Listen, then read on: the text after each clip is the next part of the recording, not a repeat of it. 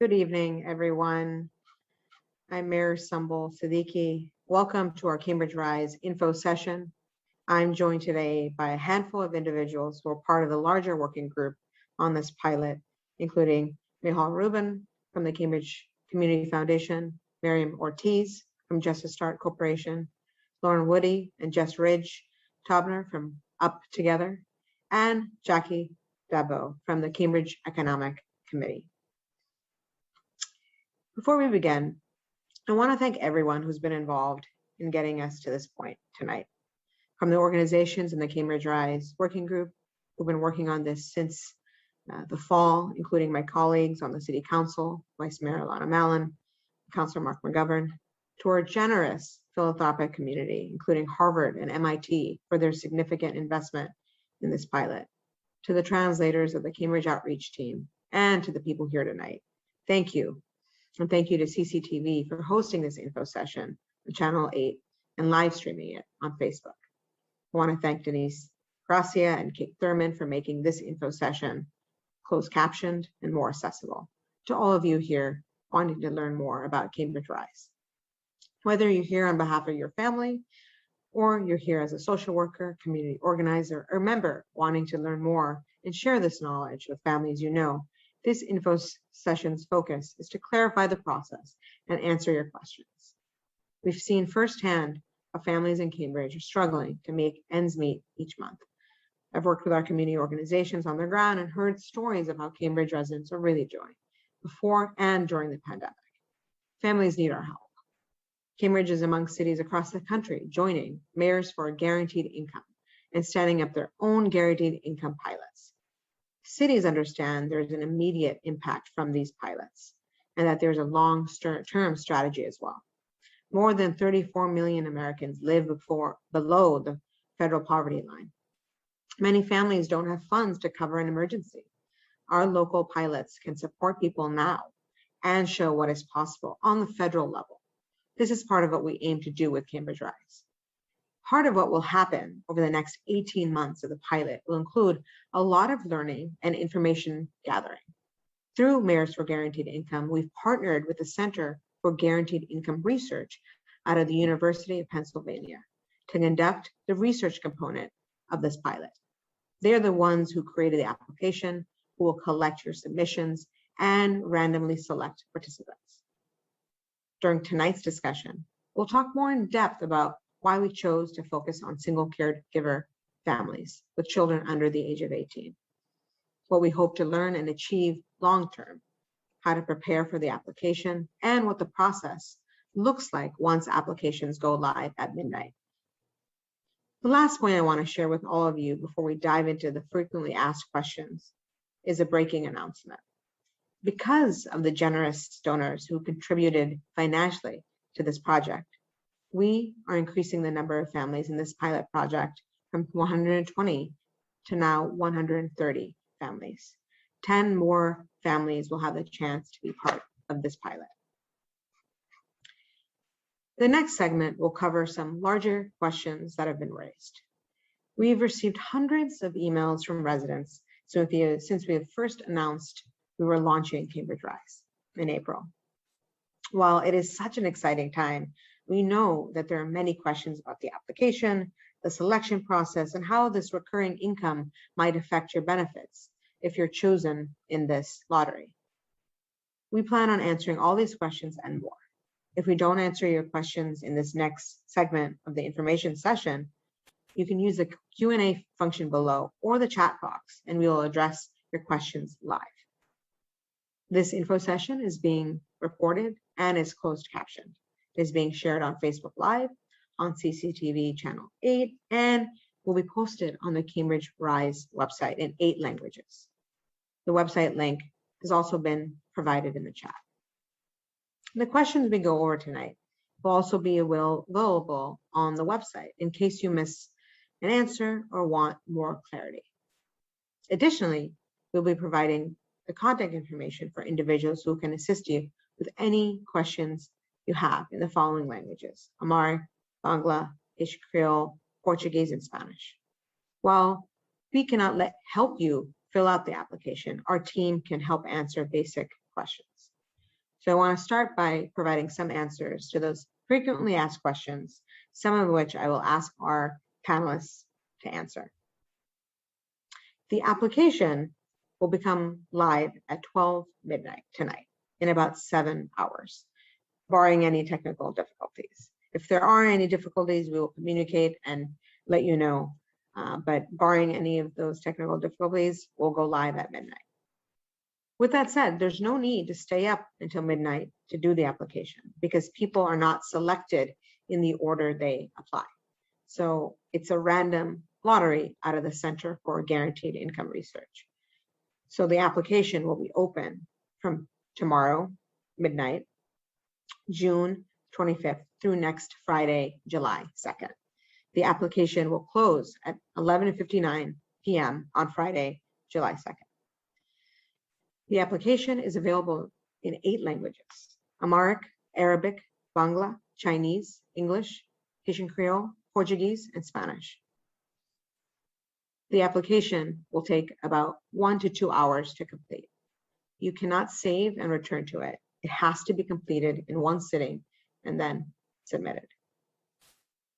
Another question we have is, how do you know if you're eligible to apply for the lottery? There are 3 components you need in order to apply, and you need all 3. First, you have to be a Cambridge resident, and undocumented families are welcome to apply. Second, you have to be a single caregiver with children under the age of 18 years old, a single parent or a guardian with kids in the household who are under 18 years old. And third, you have to have an income up to 80% of the area median income. In the chat, we've provided a link to what area median income is in Cambridge. It's also on the website. So all 3 of these must be your current circumstance. If you have 2 out of the 3, unfortunately, you're ineligible to apply for the lottery. Third question. We know that pandemic has devastated many Cambridge families and residents, despite how their households are made up. So why single caregivers? Why up to 80% of the area median income? For this part, I'm going to pass this to my colleague, Rehal, to share what we've learned through Cambridge Community Foundation's Equity and Innovation Cities report, and how this shaped the working group's decision to focus on single caregivers in Cambridge for this pilot. Rehal? Thank you, Mayor. The Cambridge Community Foundation's recent Equity and Innovation Cities report puts data behind the story that many people see and experience daily. We are a tale of 2 cities. We are a leading innovation city. The top 20% of our population earns on average $345,000 a year. And at the same time, the bottom 20% earns an average of $13,000 a year. And of the families with children who earn that average $13,000 a year, nearly 70% are headed by a single caregiver. Over the past 10 years, the average household income in this group increased by just 6% when adjusted for inflation. Cambridge's high cost of living affects residents from a range of income levels. It is among the most expensive innovation cities when it comes to the cost of housing for both owners and renters. More than half our residents struggle to find affordable homes. As Mayor Siddiqui mentioned, this research helped define our focus for this project. If you're interested in learning more, please watch the chat for a link to the full report. Thank you. As we all said, we know so many people are struggling. Our hope is that through this pilot project, with this very specific demographic in Cambridge, we're able to collect information on how and what ways it will improve lives and use that information as a persuasive argument to do this on a larger scale in Cambridge, in Massachusetts, and throughout the United States. We're hopeful that this is just the beginning. Another thing that folks are curious about is how we raised the funding for this pilot project and why we raised private funds versus city and public funds. Thanks again, Mayor. This is an incredible opportunity for philanthropy to lead the way through the funding of a pilot initiative we are very hopeful will influence future state and federal level policy down the line. We are honored to be a part of this work at the Cambridge Community Foundation and to be joined in this effort by so many incredible partners. Our multi-stakeholder working group led by Mayor Siddiqui alongside Vice Mayor Alana Mallon, Councillor Mark McGovern, and our nonprofit partners, CEOC, Just to Start, the Cambridge Housing Authority, and Up Together. We are grateful for Mayors for a Guaranteed Income, led by the absolutely inspirational former Mayor Michael Tubbs, who started this movement. They also supported this movement by giving this partnership a challenge grant to fund this pilot, which we matched thanks to the quick and incredible generosity of so many. Major and significant support from our local universities, Harvard and MIT, generous and quick support from philanthropic partners, foundations, and donors, our business, life sciences, real estate, and development communities, and residents like you who pitched in online with gifts of all sizes to show your support for Cambridge Rise. We were overwhelmed with the amount of support we got in so little time to make this pilot a reality in Cambridge. We're here because of the power of collective giving of so many. Thank you. Another big partner in this work is Up Together. Up Together, anything to add? Sure, Mayor, I'd just add, my name's Jessica and I'm with Up Together. Many of you may know us formerly as the Family Independence Initiative. We've been working with Mayor Siddiqui and Cambridge Community Foundation and many of the other community partners over the last few years, and have a history of providing unrestricted cash to families living with low incomes. And what we're really excited about in this moment in time, or the sort of silver lining of what's happening right now, is that there's growing interest and curiosity about the power of providing unrestricted cash to families. I think from all of our perspectives, we're glad people are catching up to what we've known and practiced for a while in Cambridge and in Boston. And what we know is that philanthropy in some cases and governments in some cases need data to help them make decisions. And so the growing momentum with Mayors for Guaranteed Income and some of the projects that Up Together has been involved in or embarking on over the next few years will allow us to partner with you, residents, to really understand directly from people with a lived experience of poverty, with a lived experience of systemic racism, of all the barriers you face, to understand what actually makes a difference in your lives and to trust you completely and help inform that. And so we're really doing this to help shift state policy and hopefully ultimately federal policy to be in line with these values. And this study, we think, will go a long way in doing that. Thank you. Thank you. And Miriam, there have been a lot of questions about documentation for the application. So what will the application, what will be the needs from those who are applying? And what if income taxes weren't filed? Thank you, Mayor. Yes, I see a lot of questions coming up in regards to documentation. What we should go back to is there is that eligibility of those 3 points that Mayor emphasized in terms of being a resident, being below the income, and being a parent with children under 18. There will not be anything to upload into our application process. It is a long survey that asks questions about all sorts of information.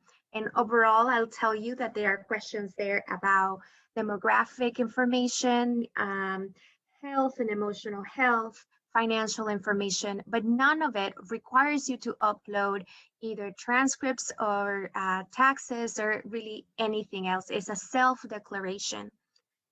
I see other questions here in regards to eligibility, if you are disabled or versus families. Again, let's go back to the three filters. If those are true, then you are eligible to apply. Other questions that I think people are interested in being prepared to answer, and that I think it's important given that it is a lengthy questionnaire, is perhaps having ready a little bit of a cheat sheet of what your expenses are. You know, what are you spending on household, on childcare, on food, transportation. Sometimes asking all of that data can feel overwhelming. So we recommend that before starting, you have a little bit of a breakdown of what both your income and your expenses are monthly. Great, thank you for that. And you might be wondering, I filled out this application, what's the next step? Jackie, can you talk us through the process of how people should expect to be notified if they're accepted or not accepted into the lottery? Thank you, Mayor. So yes, those that are chosen in the lottery, you'll be notified mid to late July by phone, and you'll also be receiving a letter in the mail with details about next steps. A lot of that next step will just include the onboarding and what that will look like. And those that are not chosen through the lottery process, you'll be notified via mail only. I would also love to share that you've been hearing treatment group versus control group. This is all just scientific jargon, and all that really means is, again, there'll be 130 families who will be receiving the $500 a month. Those are the treatment group. And there'll be another set of families that are not necessarily chosen for the $500 a month, but those are in the control group will be able to take some surveys, and those surveys will become available about 6 months, every 6 months. In both group, both the treatment and the control group are super, super important to this, because again, we want to be able to assess how do the two groups compare. So those that are receiving the 500 versus those that are not receiving the 500 within this 18 months. Thank you. Another question has come up that is, if someone is selected, what happens, how does that happen, and when can they anticipate the monthly payments to reach them? So Lauren or Jess from Up Together? Yes, Up Together is excited to be part of Cambridge Rise. We're an organization that's been around for 20 years. Jess told you a little bit about who we are and what we do, but I just wanted to add our Up Together community is a place where members strengthen existing social networks and build new ones, and where we've developed deep experience providing cash payments to families. For Cambridge Rise, our focus is on providing participants who are selected with funds. Participants of Cambridge Rise randomized to receive payment will have several payment options to choose from: virtual card, physical card, and ACH transfer to a checking account. And we're targeting a first payment in August with monthly payments thereafter. Great, and can you just speak a little bit about the process with Up Together if you are enrolled in the pilot? Sure. Participants are going to be given access to enroll in our platform and choose a payment method, and then they'll receive first payments as they enroll. And after that first payment, funds will be automatically loaded or transferred to the participant's payment method on the first of each month. And that's just except for weekends or holidays. If for any reason participants have questions or need support with payment, we have a dedicated support team available. We have multiple options for working with support, either by submitting a trouble ticket on our website, live chat, or by phone. And we'll also be working with our Cambridge Rise friends, in particular the Cambridge Economic Opportunity Committee, in case there are any additional ways we can both address any needs that might come up. Great, thank you. Another popular question, and I see a few in the chat, is around if you are selected, what if you have some existing benefits, you're in CHA housing, and you have questions about participation around your rent is going to go up and so forth. Miriam, can you please answer that question? Sure, Mayor. So we are very lucky to be part of a national movement where other cities have already gone through this, thought through this process. And we're very lucky that in this city, there's been a lot of stakeholders that have tried to anticipate that issue. So when it comes to benefits, we have been able to secure certain waivers. That is, for example, for Cambridge Housing Authority, I see questions here about, do I have to report this as income and will it impact my rent? The answer is no. The same is true with the HCD vouchers, as well as DTA voucher. The piece to remember here is that you're going to be, once somebody is selected, they're going to be working with somebody to do the onboarding. So any specific questions about that particular situation can be answered. But overall, the intention of the program is to absolutely not affect other benefits. Thank you. So I do want to reiterate that this is a no strings attached pilot. So what that means is participants don't need to spend their money in specific ways. We firmly believe that you are the best decision maker for yourself and your family, and you know what to do with the money and how to utilize the monthly payment.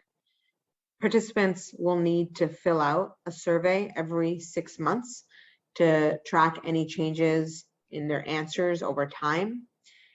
And those who are in the control group not receiving $500 a month will also receive gift cards for their participation in these surveys. So with that, I want to open it up to all of you who've joined this evening. We've tried to answer some questions on the, as we've gone to the panelists. What we can do is we can answer these questions somewhat again, just so that people who are tuning in get the answers, because these are questions that have come up, and there are definitely themes to these answers. And we'll definitely answer as many questions as we can. And if there's any remaining questions to go and unanswered, we'll update our frequently asked questions on the Cambridge Rise website, cambridgerise.org. So what we'll do now is go through some of the questions that have been coming up. The first question that's come up is, do all of your children have to be under 18? And the answer to that is no, so long as at least one of your children is under 18. Another question that's come up, and I think we can reiterate this once more, is area median income earned from work only, or does it include child support and or alimony received as well? Miriam?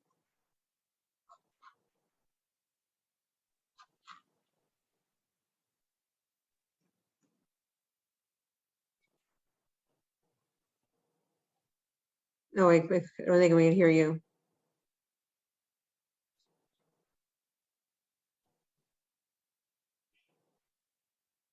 So I think we'll since we're having some technical difficulties, I can just answer the question and pull it up.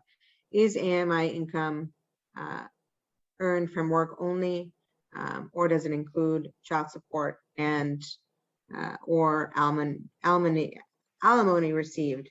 So it really depends on how, if you are filing taxes, how it's shows up in your taxes. I don't know if Jackie or Jess or Lauren want to add into that. But I think that's the most straightforward, I think, answer that we have. And then another question is, do I have to be working right now? No, you do not have to be working. What if you have not filed taxes this year due to circumstances? Jackie, I'll toss that to you. Thank you, Mayor. Yes, so no worries if you have not filed taxes. Again, if you see the list of things you'll need to complete the application, you only need the information. You won't need to upload any documents. So as long as you know how much you've made in the past couple of months, that is all the information you'll need. So if you didn't file your taxes, that is completely okay.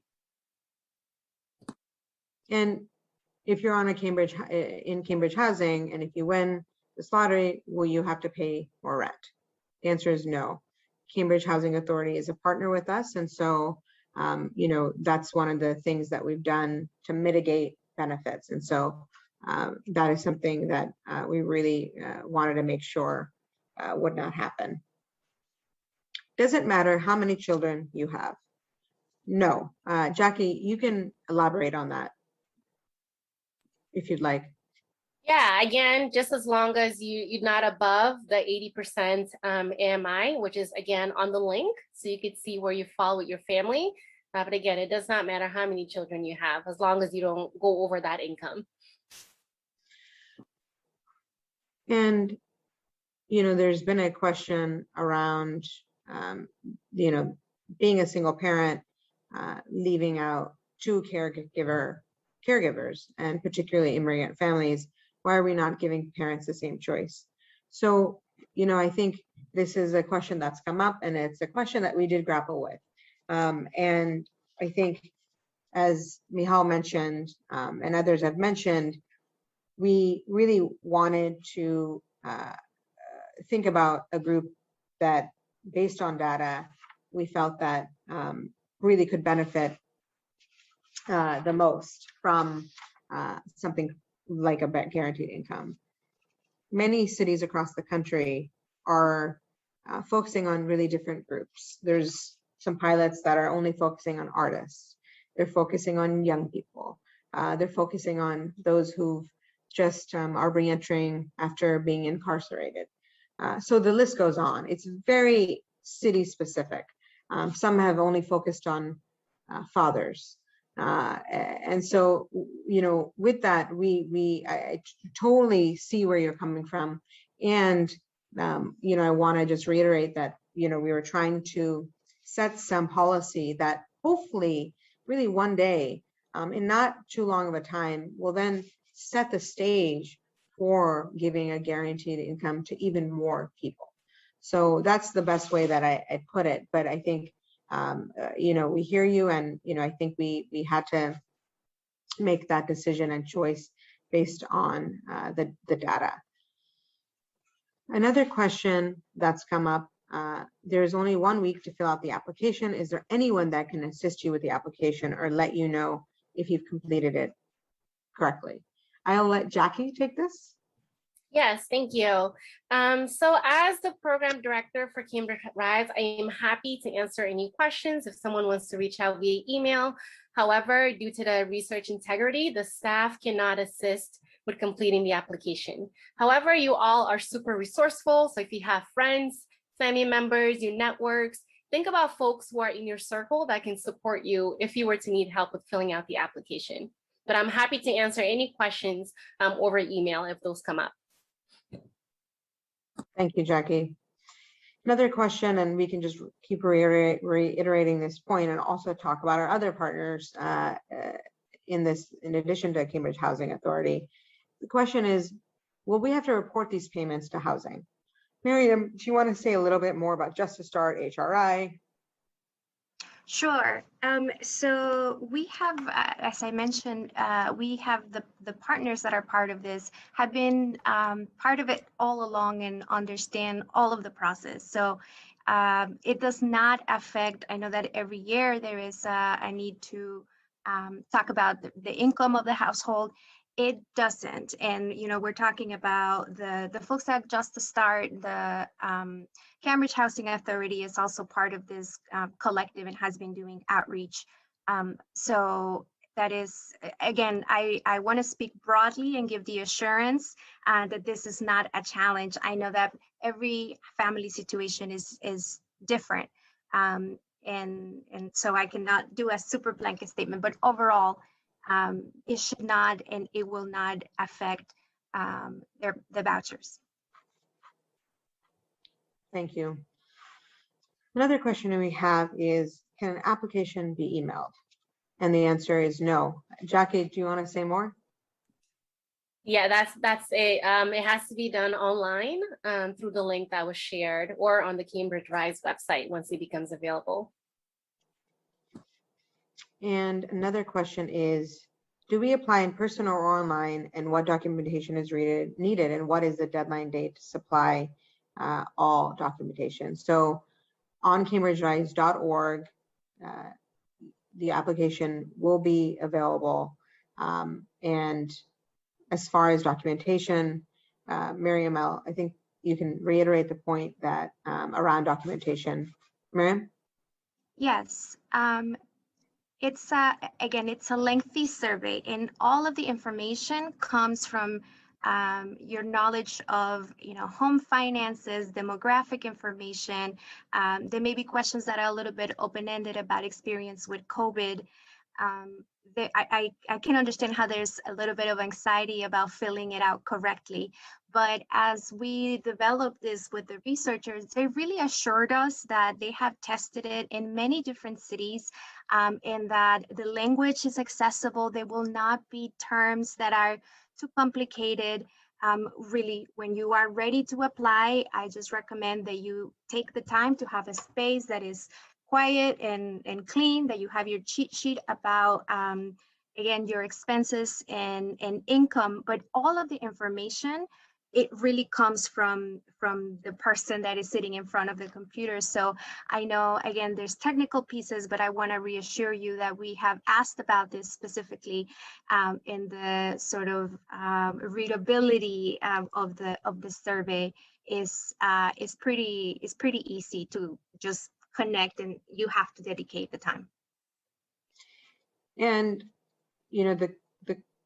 as we've mentioned, the survey can take up to between 1 to 2 hours. You can't unfortunately save it, and you have to do it in one sitting. So that's just how across all pilots that that is the requirement. So there's a lot of questions around that. And then Miriam, I think you can maybe reiterate again, this income, it does not need to be reported to, DTA, to housing. People have asked, can you apply if you receive Social Security, disability insurance benefits, or if your children are getting disability insurance? So I guess let's focus on those few questions that are coming in and reiterate the points. Yes, this is not reportable income for the purposes of taxes and those benefits. I also want to reassure you that the information that is shared through this application is in no way connected to any entities, any employers. The only folks that are going to be seeing the information are the researchers. So there wouldn't be a connection in terms of confidentiality and privacy. So do not count this as reportable income for the purposes of taxes or benefits, and it's absolutely confidential, no connection to any agencies. Another question is this program citywide? Will I have to move out of my current unit? And as has been mentioned, you have to be a Cambridge resident. So that's really the most important part. Jackie, anything to add? I covered it. Someone has said, I read that people who fall below the area median income, it says that the area median income, those who are at 50% will have a larger percentage picked than people under that are, at 80% of the area median income. Is that accurate? So yes, so we've asked the researchers to weigh the sample set that those who are making the least amount of money will have a greater percentage of those who are chosen for the lottery. Someone has asked, will we be doing this again next year? So this pilot will last 18 months, so it'll go into next year. And what we learn in those 18 months will really determine things as we move forward, and maybe potentially the city or the state will be, and the federal government will be funding more, guaranteed income pilots. So someone has said, if you have a full-time job, can you apply? So as long as you're up to the eligible area median income, that's definitely fine. And someone was asked if you don't have a job, and to reiterate, you can apply. Other questions that are coming up. What does household size mean? Jackie? Sure. Your household size just includes those that are living with you or like your children. So whoever is in your home, that is your household size. And there's another question around how are we randomly choosing participants? And as I've mentioned, this was an area that we had a lot of questions about as well. And as I mentioned, we're partnering all the cities, and there's over 50 cities actually doing a pilot like this for different groups. They're partnering with the University of Pennsylvania.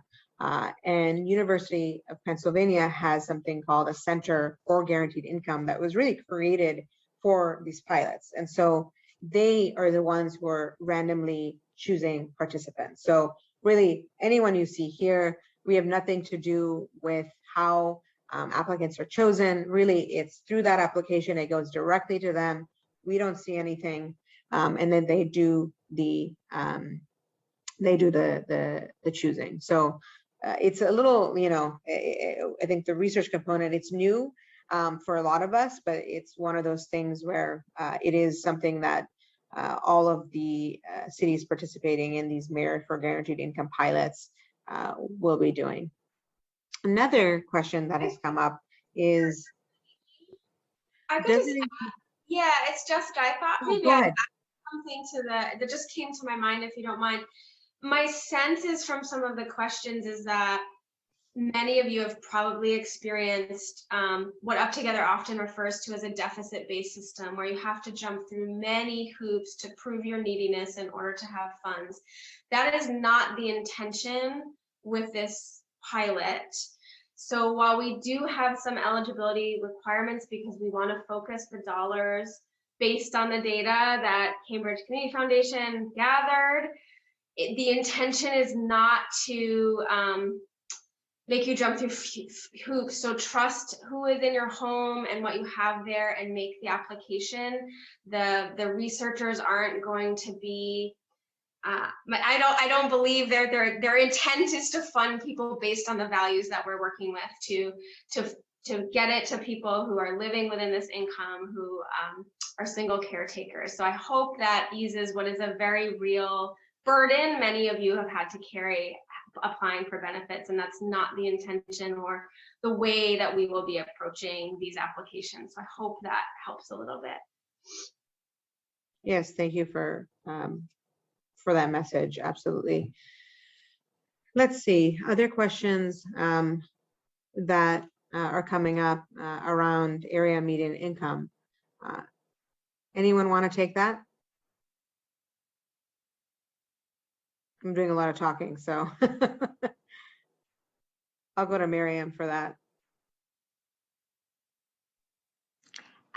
Yes, essentially area median income, it is, we live in a really expensive city, right? And whatever you earn here in Cambridge doesn't go as far as if you live in other places. So the chart that we use as a reference is essentially establishing the size of the household and what that upper limit is. And so when you are looking at, first identifying your household, your household size, then that will guide you to a number that you cannot make above that number. And as long as you are below, that makes you eligible. And I think it's the same formula when we're talking about being I know that the term caregiver, sometimes, it's a little bit confusing for folks, but we are, if somebody's taking care of their parents, for example, but they may live in a different address, for the purposes of this pilot, we are talking about single parents with children who are under 18. And as long as that is true at the moment of the application, whether other children may be older, if that is true at the moment of application, then you are eligible. Thank you for that great explanation. And as has been mentioned, on our website, we have some of these housing income limits and what 50% of the area median income means for the number of people in your household and what up to 80% of the area median income means for your household. So we'll definitely, definitely look at that. Another question is this for only single moms or for anyone? So Jackie, I'll let you take this one. We've talked about single caretakers, but let's go over it again. Yeah, absolutely. And I think Miriam just said a bit on this too. Again, single caretaker could even be like a grandmother who has her grandchildren under her care and they're under the age of 18. And if they're the legal guardian of those children, then they can be considered as a single caregiver.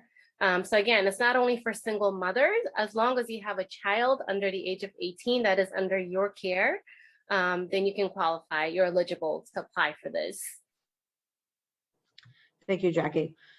Another question that has come up, and I'll toss it over to you for this one too. It says, my child's father doesn't pay child support and the state can't locate him. Will that be a factor in how you choose participants? Yeah, so again, absolutely not. It all depends on how you're reporting this information as you're filling out the application. And again, remember, you're not uploading any documents. This is just your knowledge on your finances and what you're choosing to put down. So you wouldn't be including that income. You would just be including whatever income it is that you're currently receiving. Thank you. And then another question that's coming up is, are there any obligations to the program for those chosen to participate? And just, alluded to this around this, and I want to reiterate, really, this is a no strings attached pilot in that we're not going to be saying you have to spend your money here, you have to spend your money this way. You are the best decision makers for yourselves. The thing that we'll ask the participants to do is to fill out a survey every 6 months to track any changes in the answers, and you'll see the answers some of the questions when you answer the application.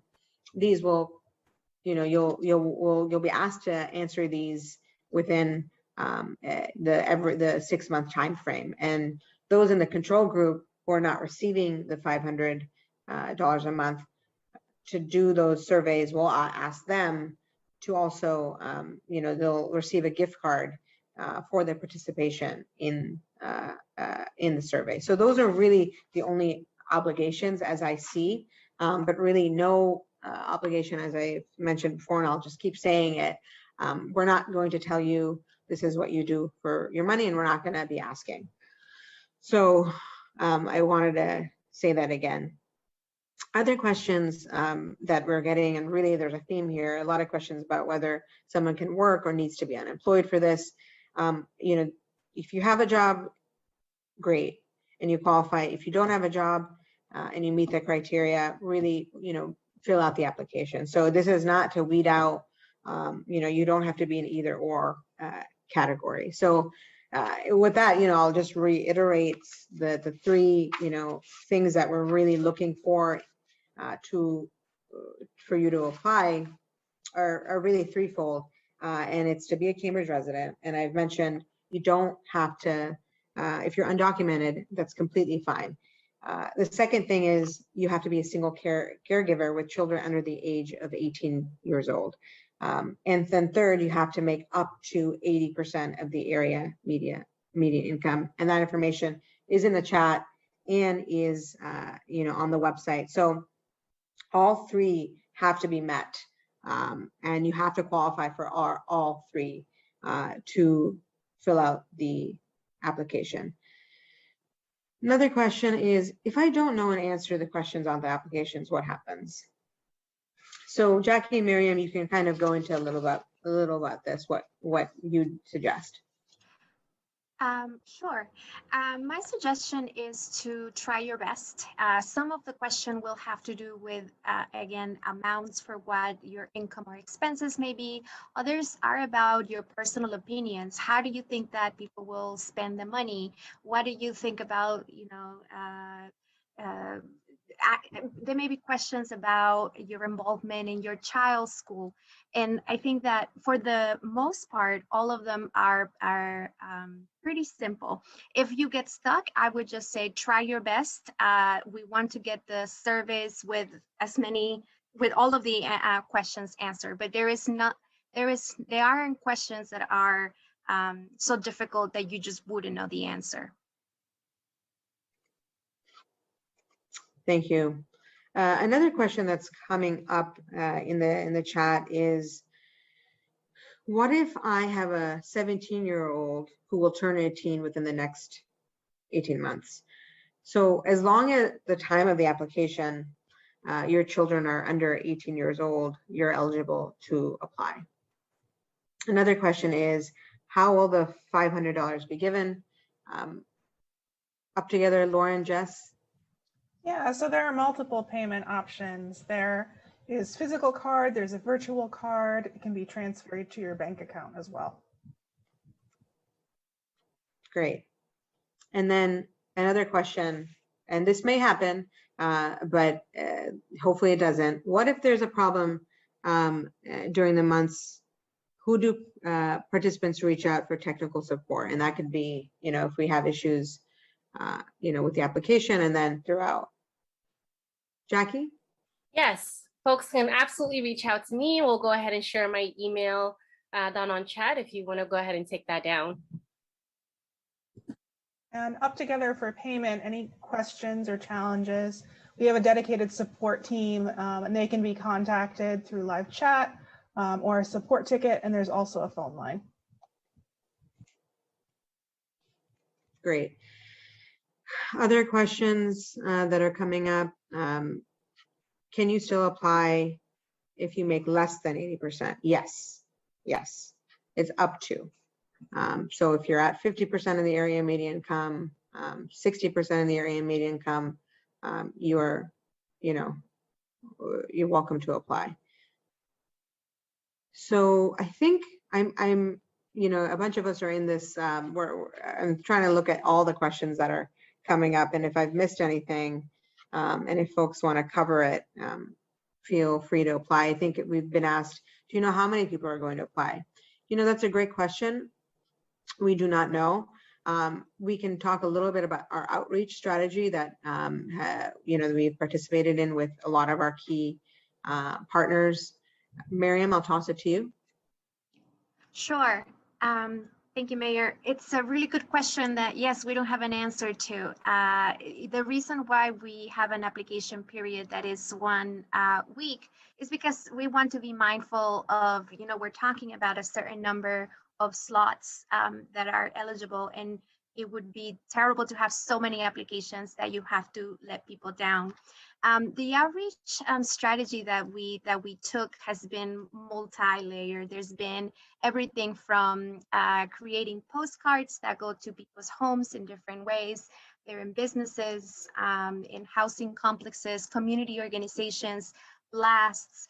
Really, the idea was that we feel that as a group of stakeholders, we're pretty well connected to the population that we're trying to target. Again, we will probably share, but if there are updates on the number of applications later on, but for now, just know the thing to keep in mind is it doesn't matter when during the window you apply. If you apply at midnight tonight or the very last minute, you have the same chances. Thank you. And another question that's come up is, do you know how many participants will be chosen? And it'll be 130. And for those who've maybe joined later, originally we had said 120 families. And then with the generous support of more donors and all of the working group really did want to reach even more families, we were able to do 130 families. So there's 130 that's the number of slots or the participants that will be chosen. Another question has come up around, can you tell me again when the application closes? So Jackie, why don't you give a little bit more information just about the timeline? Absolutely. So again, the application will go live at midnight. And as we've been saying, you do not need to stay up late to fill it out. You have the whole week to do so, and the application will close a week from tomorrow, which will be next Friday, July 2nd at 11:59 p.m. So again, you'll have a whole week to fill it out, and it's not a race. So as long as you get it done within that week, you should be good to go. Great. And someone asked about, due to the lottery, shouldn't it be a shorter time period? Shouldn't it be a shorter time period, giving a better chance for non-procrastinators? And the reason we chose a week, and which is what most of the pilots that are participating across the country through CGR and the partnership, there's a week that, you know, I think we've decided that it is to really make sure that you have access and make sure everyone who is eligible to apply does in that week. And so that's why it's not like a shorter time period. We wanted not to be in one of the situations. I think 2 days seems really short. I think a week is really, we're making sure through our outreach efforts that have been highlighted to get to as many people to know about this as possible, to have that week to apply. Why can't the person who does my taxes at CEOC help me complete the application? Great question. Jackie, I'll let you start, and then I'm happy to go from there. But in a really straightforward way, it really is about the integrity of the data. Jackie? Yes, and in a way, I will be available to answer any questions that may come up. But I believe everyone will be able to fill out the application on their own. And again, if you still need additional support, reach out to your networks, your friends, a family member, even your children, some of them who may be able to support you. And I want to remind you too, the application will be in several different languages. They will not be only in English. Yeah. Thank you. And you know, there's questions that are coming in around, you know, if there's other, you know, cities that are doing this and other towns, you know, there's not that I know of. Chelsea did have a pilot that I think has been completed, but folks can jump in on there. But so we are the only city that is doing this in Massachusetts, that is doing this type of pilot that, you know, we know of. Another question that's coming in is, are you guys able to determine whether someone is lying about whether or not they are single caregivers? Miriam? Yeah, I see a few questions about sort of the accuracy of the statements. And I just want to reemphasize the piece that Jess mentioned earlier about how we're used to social programs. You know, so almost trying to count you out, like you need to bring all this information and these pieces of paper to justify something, and just recognizing that technically, do we have a way? Not really. You know, are we going to go in application by application, making sure that everything is correct? That would be really time consuming. We believe that people who learn about this program and who can benefit will apply. It is a little bit of an investment of time, right? Sitting down and filling out this application with such thorough information. So I would say we just trust that people know what is best in terms of putting an application forward. Thank you. Another question is, you know, what if someone is married but has a disabled husband or wife? And here's where we can just reinstate the eligibility. You have to be a single caretaker with children under the age of 18. So that's really the criteria. Another question is, what happens if you're in the midst of completing the application and your computer or internet freezes or closes out? What will you need to start the application from the beginning? And this has happened to me several times. So unfortunately, it does require you to finish it all in one sitting. Jackie, you can elaborate on this. I think we are really, we recognize that, not everyone has internet access or it's unstable. So, we, would encourage you to find a place that will be the most stable location to do so. Absolutely. Thinking even like a public library, if they're allowing folks to come in person, if you have a caseworker or an organization that you're connected with, asking them to use their space, if they have that available. But just again, the application will take you about an hour to 2 hours. So make sure you definitely prep for that and you have a space where your internet is not going to crash. And another question is coming up is, when will you find out if you're eligible to receive the money? Jackie, would you repeat the timeline again? Yes, again, you will be notified mid-July to late July, and those who have been accepted or selected to receive the $500 will get a phone call as well as a letter in the mail. And those who were not selected, you'll only receive a letter in the mail. And again, this will be mid-July to late July. Thank you. Just Miriam? want to add a piece on the eligibility in the actual survey, just that as you continue to answer the questions, there's a level of vetting as well. If you answer that you live in Chelsea, then you wouldn't be eligible. That will knock you out. There will be questions about all of those main eligibility criteria right off the bat. And so that would also, in case you get confused about it, the system will know whether you're eligible or not.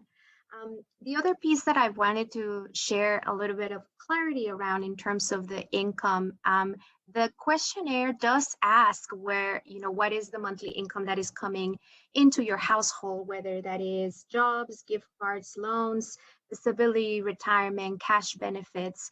And I want us to think about it separately than, again, what does this mean for the purposes of your eligibility for those benefits? What you're sharing with us in terms of your financial information is so that we can have a picture of who the beneficiaries are and what their households and lives look like. And so I think that keeping that separation in mind is important, and being prepared to, there's a lot of questions I've seen here around disability and unemployment. We want to know that information, but again, it is not connected to your eligibility for those services and assistance. Thank you, Miriam. Another question that is coming up, and I think we're getting through them, and we can go into this a little bit more, and I'll give this to Miriam or Jackie. What about people who don't have online access? Yeah, so again, finding a local library where you can go and use the internet, even a family member's home, if they would be willing to let you hang around to fill out your application. If you have a caseworker or someone you're working with and their office is now open, asking them if you can use a space in their office so you can complete the application. These are all ways. I know for a fact the main library actually gives out Chromebooks that folks can rent or check out and use at home. But if you still don't have internet, you can probably use it at the main library as well. So those are some options. And if you have more questions about, where you may be able to go, Jackie will be able to answer any of that for you. So there are a lot of questions about those 3 pieces of eligibility that are coming up. So I'll just reiterate. You have to be a Cambridge resident. You can't be living elsewhere.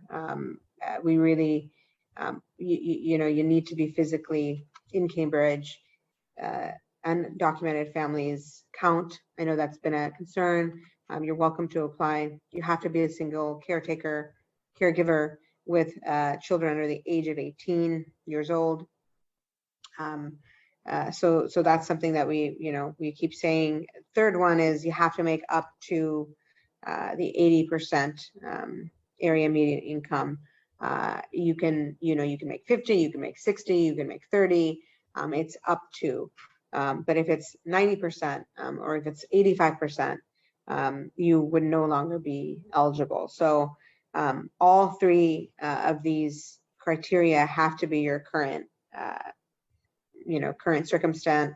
You have just two, unfortunately, you will not be eligible to apply. So I will just keep reiterating those around eligibility. I know there's in the chat, there's all these circumstances.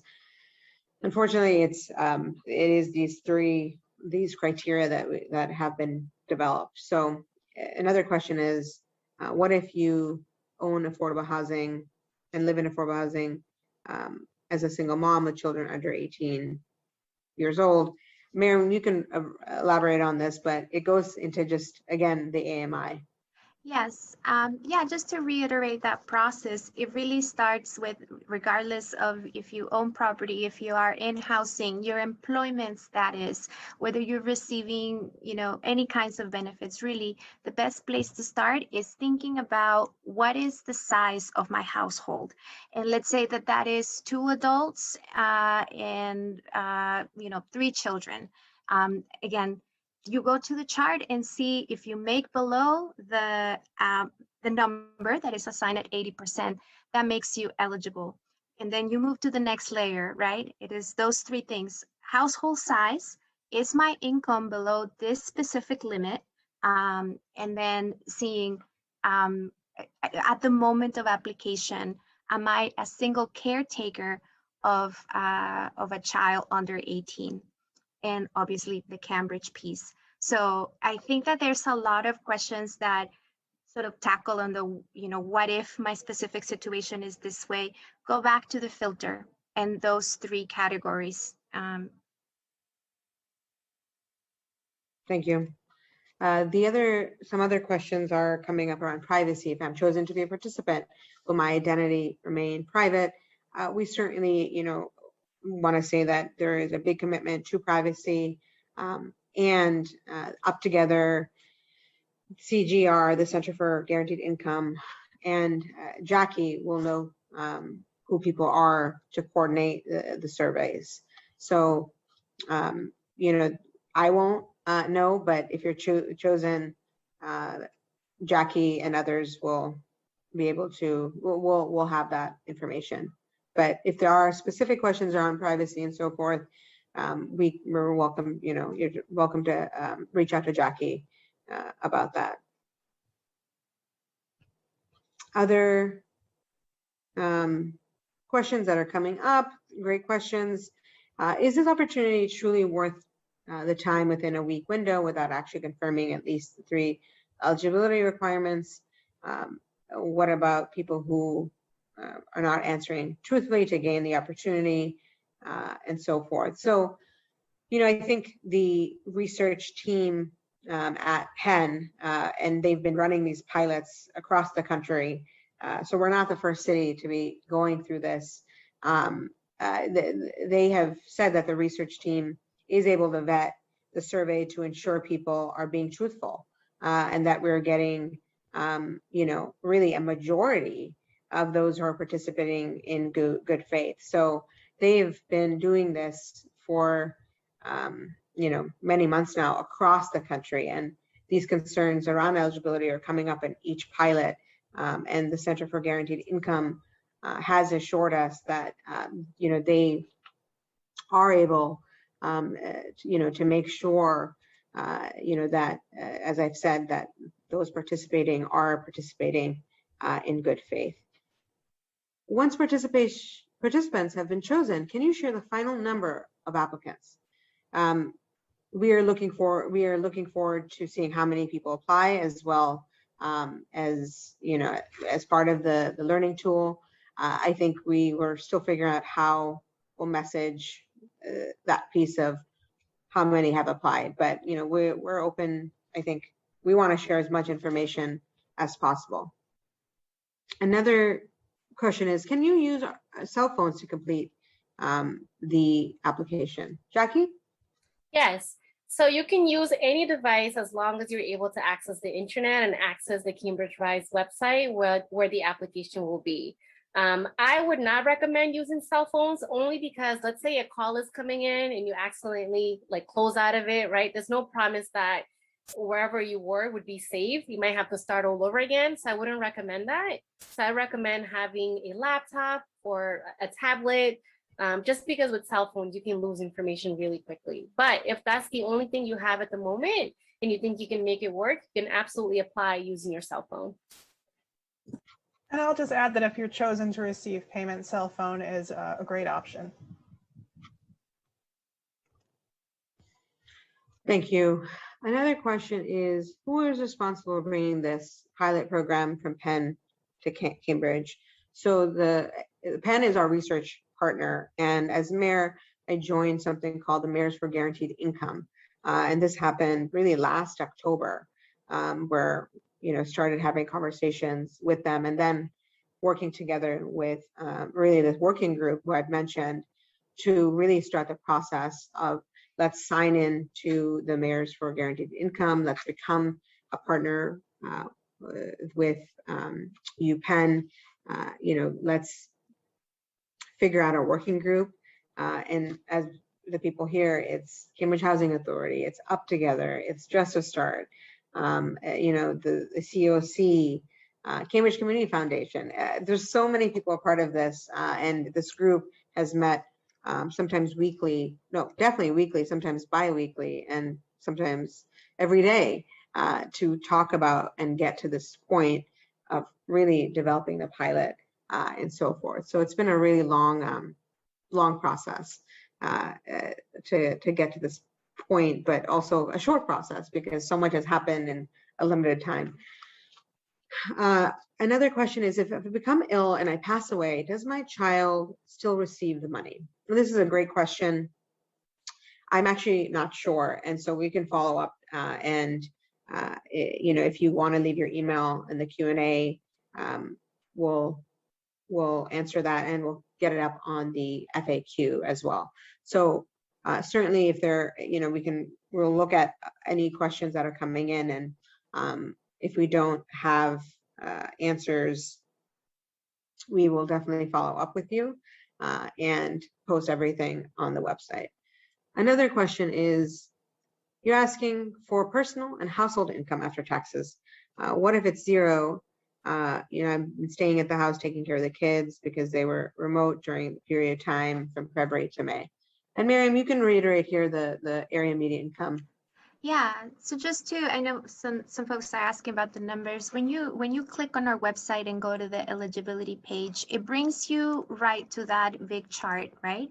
And so if we're looking at, for example, a family of 2 people, the number that you want to look at is the 80,850. That means that if your income is below that, then you're eligible.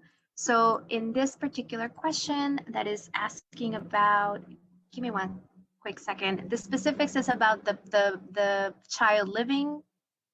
Can you repeat it, Mayor? It's basically saying, what if my income is zero and I'm staying because I've been staying at the house taking care of my kids because they were learning remotely during the period of time from February to May. Absolutely. And so then yes, people with no income due to currently being unemployed or things that have to do with the pandemic, the employment status is not relevant for the purposes of the application. And when we're talking about this chart, is really just for the families that I work with, for people in the community. Again, it's just looking at that upper number and making sure that you're below it. So yes, no income is absolutely fine. Another question is,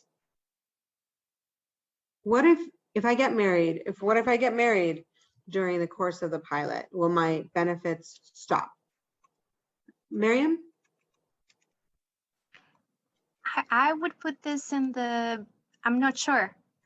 My fellow panelists can help me out. I think what I was going to say is that when you apply, you have to meet the eligibility requirements. So if you meet those three, then you meet those three. Yeah. That's right, Mayor. And I think that there's been questions about any of those eligibility requirements changing after. And I think just going back to this point you're making, if all of those pieces are true at the moment that you submit your application, it wouldn't, then your application is eligible. So even if things change throughout the course of the 18 months. And another question is, will they want to take pictures of us? Jackie, you can go into a little about this and kind of talk about the storytelling piece of this pilot and get to the question if you can. Yes, absolutely. And I hope you can all hear me okay. I'm getting a message that my internet is unstable. But if you can hear me, no, there will not be any pictures involved. The only thing that I can think of is, at times you'll be asked. So I'll jump in. At times, people will be asked to share their story, but it's voluntary and not required for participation. And anyone can add on if I've missed anything. But I think I covered it. So another question is, I'm married but separated, husband lives in another state. Will that affect me? Will I still qualify? And I think, this is something where, we can go back to the team and then put it on the FAQ. But, I think we'll have to think about some of the definitions about legally separated and so forth. So, we can try to get some more details on that. But Miriam, if you want to add anything, if I've missed anything, feel free to go ahead. No, I think it's best to have clarity about the nuance of, legally married, separated, living. I think that will just be most helpful. And then a lot of questions keep coming up about where people will find the application, when it becomes live. And as I said in the beginning, the application will go live tonight at midnight, which is technically June 25th. And so barring any technical glitches, if for some reason it's not going to be there at midnight, we will communicate that and we'll all, obviously then we'll extend the timing on that end in that situation. But really the goal is it'll open at midnight and then it'll end July 2nd at 11:59 p.m. So that's a little bit about that. And what we've said before, cambridgerise.org will have the application. So that's in the chat. We'll keep putting in the chat, but cambridgerise.org, cambridgerise.org. And something that I missed, and I don't think I said it, was you're probably wondering, what does RISE stand for? And RISE is Recurring Income for Success and Empowerment. So that is Cambridge Rise. So again, cambridgerise.org. So definitely visit that website. And as I've said, we don't want you to be up at midnight, 1, 2 in the morning, 3 a.m., furiously filling this out. If you're a night owl, like some of us, go for it. But it's not in the order that you apply, really, because it's going to be a random selection. And I know people, it's one of those things where, it's kind of confusing. What does that really mean? But the Center for Guaranteed Income and their research and how they develop this is they have a process where they really, it's all random. And so it's not like looking at this person who applied and then putting their application up front or doing any of that. Really, they see the application and then they will do a random selection. So that's what I wanted to put in. Someone has asked, what is Up Together? It's the only organization that you've mentioned that I've never heard of. Jess? Yes, maybe you've heard of us as the Family Independence Initiative. That was our name for our first 20 years. And we are a national organization based in Oakland, but have had a site in Boston, Cambridge since 2010, so for about 10 years now. And we are a nonprofit that has been partnering with families living with low incomes for, again, over 20 years now. And have in various ways really tried to prove that families living with low incomes can be trusted and invested in, aware and acknowledging the stereotypes that exist about people who have low incomes, and trying to dispel those terrible stereotypes and acknowledge the ways systems have hurt those people who have low incomes, and be part of things like this to shift the way systems act. And so over the last 20 years, we have given various forms of unrestricted cash to people living in cities across the country, including Boston and Cambridge. So we're really excited to be part of this.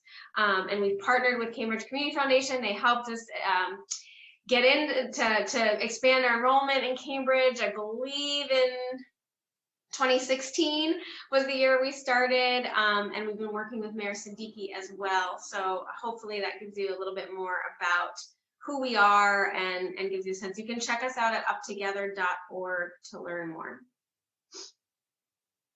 Great, thank you. And really, Up Together has paved the way for us to be really talking about these pilots, and that's a good segue into what happens after 18 months. Really our goal, and again, I'm one of maybe 50 mayors across the country who are a part of this coalition, and our goal is to really amass a body of evidence, narrative and data that shows that a guaranteed income can change lives and should be embraced statewide and nationally, so that it can be expanded to helping more people. And so that really is the long-term strategy here. And so we really, I think 18 months will go by fast, and our hope is, that we'll be now then using government money, right? As has been mentioned, this is mostly all the cash payments that are coming and going to families are directly funded by private funds. But we're seeing already movement across the country. California, LA, the LA mayor actually has been using government funds in his budget to now offer a guaranteed income. That's amazing. So it's really slowly starting. And I think that's where we really, we would really love to go as well. So that's a little bit more about what happens after 18 months. I think that's been a common question, but it's one that, we're really excited to see what we find. And we already know that there are other pilots across the country that have been completed, like Stockton, California, that have really positive results, and show, that people who've been receiving guaranteed income and a monthly payment, they're much more likely to have better, mental health. They've been able to get a full-time job. The list goes on. And so there are pilots that we're already learning from, and really after 18 months, we're really adding to some of that, that body of data and a narrative that will shift policy. So the key dates, people keep asking about the key dates, and I'll say it's June 25th, applications open. July 2nd is when they close. You'll be notified mid to late July. So those are kind of the key dates in this pilot. Jackie is a key point person as well, whose email is in the chat if you do have questions. And we've also have, as I mentioned, if you have questions in a language that other than English about tonight, we have individuals who you can contact who can answer those questions. And really a big important point that I also want to bring home is that our frequently asked questions on the Cambridge Rise website will be updated to reflect this conversation and all the great questions that have come up. And as I've said, if there are questions that we don't have answers to, and sometimes that happens and has happened, we will definitely communicate and get those answers to this question. So we're committed to doing that. I am looking for any other questions that I've missed that folks and my fellow panelists, feel free to jump in if I've missed anything or any points that you'd like to reiterate in the time that we have left. Miriam? Just, I really love the piece about how this is a national movement that is intended to shift policy. And I think it's hard for us to, when we're talking about eligibility and, if there's a family, there's a lot of immigrant families that have, 2-parent households. We had to pick an area to have an impact. And I think we are excited about what's ahead. And it's a little bit difficult, right? Because eligibility could be very limiting, but I think this piece about how this is our contribution to a larger movement of trusting people and trusting that they know how to manage money and change the narrative about what it means to live in poverty is what gets us all here excited about being part of this project. Thank you. Thank you, Miriam. Oh, go ahead. And I would just state that it was extraordinarily impressive and inspiring how quickly our community in Cambridge came together around this project.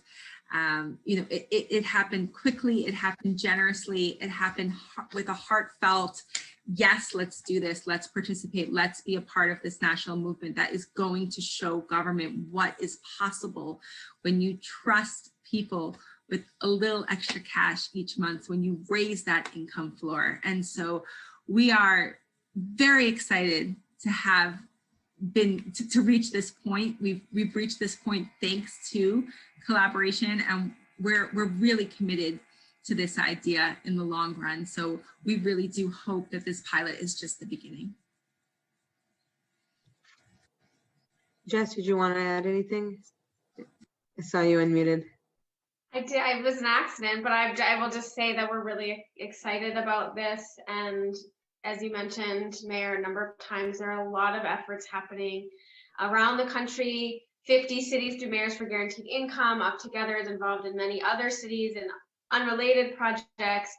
And so there will be evidence from each of these cities that we believe will confirm what we already know, that families living with low incomes who've been impacted by racism and deficit-based systems that can actually be trusted, and that this type of income actually supports people better than other ways we've been doing it. So we're excited to do this and to learn with all of you.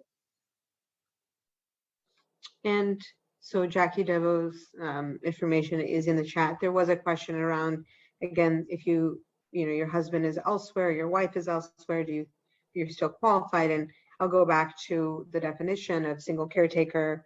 I think in that, in that review, you wouldn't be eligible. So really, these qualifications are limiting, and that's the hardest part of this. I think, again, as I've said, the goal is over time, we'll be launching even a bigger guaranteed income based on these efforts. And hopefully it's the state government, and it's hopefully the federal government, and definitely our local government as well. A few people just said, I just joined late to the chat, can I still qualify? So yes, the intercession was not a requirement to be applying. So anyone who's joined, really tell anyone who's eligible to apply, and that the application will be available at midnight at cambridgerise.org. Tonight we had almost 500 people registered for the Zoom. And so, we've also, as Miriam and others have said, we've been doing outreach in a variety of ways. We'll continue to do outreach in the next week. You may see me and others with some flyers and postcards, around all weekend doing so. Another question was how many people attended tonight. So I think we had over 200 people attend tonight. And as I've said, we will, continue to get out the message as long as we can to have folks apply, because we really want folks to apply to this and have this be a resource for them. And as I've said, really the goal is to expand this. And I think what I'm seeing around the country is that is happening. And so, we have to wrap up, but I really just want to say, personally speaking, as someone who grew up in Cambridge, it's my hometown.